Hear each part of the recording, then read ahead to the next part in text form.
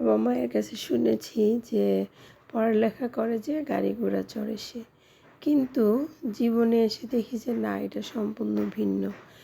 আমাদের ক্লাসে যে সবচেয়ে খারাপ স্টুডেন্ট ছিল আজকে তারই গাড়ি বাড়ি, আর যারা ভালো স্টুডেন্ট ছিল তারা ঝরে গেছে। তো এটা হচ্ছে যে আসলে ভাগ্য, মানুষের উপর আল্লাহ যাকে যেভাবে ভাগ্য নির্ধারণ করে রেখেছে সেভাবেই হবে। আসলে কোনো কিছু দিয়ে কোনো কিছু হয় না। আমি লেখাপড়া করলেই যে ব্যারিস্টার হতে পারবো, লেখাপড়া করলেই যে আমি হ্যান ত্যান হয়ে যাব, না। আজকে আমি ব্যবসায়িক সেক্টরে এসে দেখলাম যে লেখাপড়া ছাড়াই তো প্রতিষ্ঠিত মানুষ। যারা লেখাপড়া না করছে আজকে তাদেরকেই দেখলে দূর থেকে স্যালুট দেয়। আর আমরা যারা লেখাপড়া করছি কোথায়, সেই সব মানুষদেরকেই তো তোয়াজ করে আমাদের ব্যবসা করতে হচ্ছে। তো আসলে মানুষের ভাগ্য, যার ভাগ্যে যেটা লেখা থাকবে সেটাই হবে, এর বাহিরে এক বিন্দুও হবে না। আর ভাগ্য পরিবর্তন করার জন্য আসলে আমাদেরকে দৌড়াইতে হবে।